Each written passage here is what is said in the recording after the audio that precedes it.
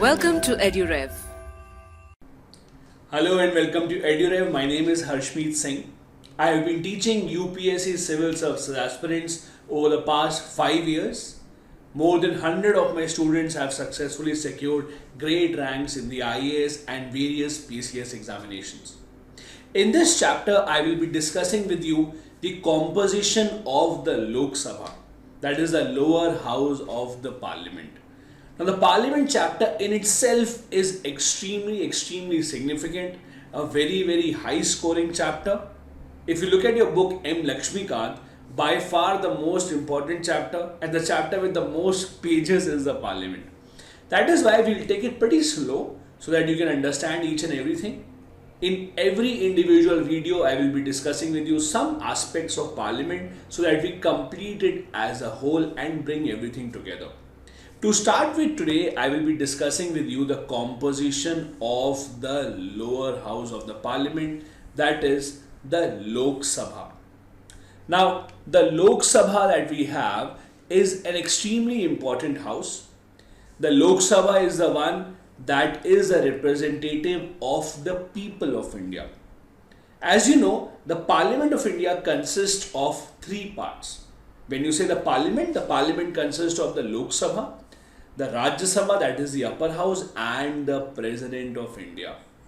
Now remember the fact that the President of India is not a member of Parliament, but he is or she is a part of the Parliament.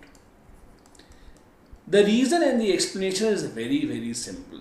For any bill to be converted into a law, it has to be signed by the President of India. Without the President's signature, no bill of the Parliament can convert into a law. That is why President is an integral part of the Parliament of India. So these three are the components of the Parliament of India. Now the Lok Sabha, that is the house where people directly elect their representatives, is the lower house. We have taken the concept of Lok Sabha from the British Parliament. In the British Parliament, they call their lower house as the House of Commons. In India, we call it the Lok Sabha. As per the Constitution of India, the maximum strength of the Lok Sabha can be 552.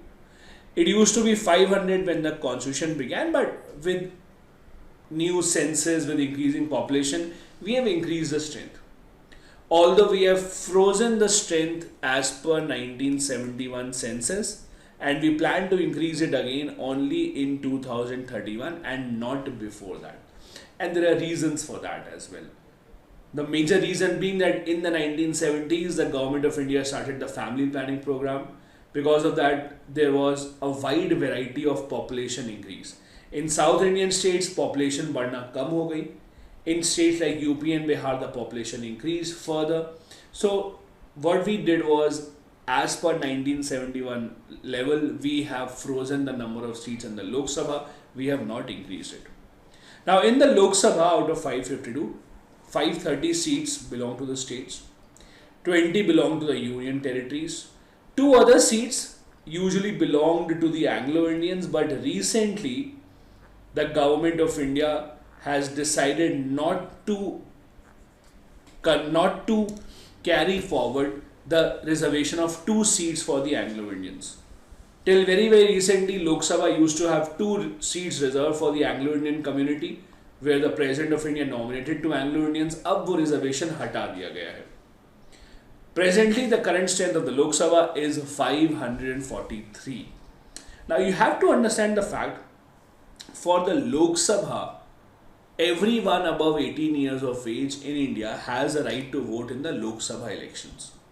Now, in the 543 seats where the elections take place, in India, we use the system called first past the post system.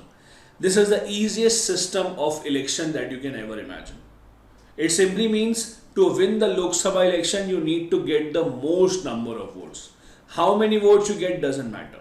So for example, if there are 6 or 7 people, let's say A, B, C, D, E and F, ये लोग election लड़ रहे हैं.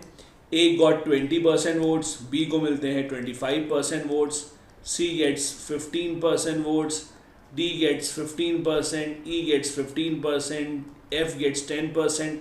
ऐसे में if you see this result, B will win the election because B को मिले हैं 25% votes. This is called first past the post. Now it might seem right, but if I tell you the problem here is 75% people voted कि हमें B को जिताना है. That also means 75% people did not vote for B. B को केवल 25% लोगों ने vote किया, right? तो 75% लोगों ने B को नहीं वोट किया है. So the majority is on the side that does not want B to win. लेकिन फिर भी B जीत गया. This is a system called the first past the post system, which we follow in the Lok Sabha election. In elections for Rajya Sabha, for President's election, we don't follow this system. We follow this for Lok Sabha because it is the easiest system to understand. In the Lok Sabha, we have reservation of seats for SC and ST as per their population in India. So after every census, when the population numbers come in, जब census में पता चलता है कितने percentage population है India में SC और ST की, the number of seats change accordingly. Importantly, there is no reservation for OBC and there is no reservation for women as well. Although there has been a talk कि women reservation होना चाहिए 1/3, but अभी तक नहीं है.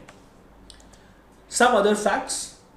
The Lok Sabha elections take place through the principle of universal adult franchise.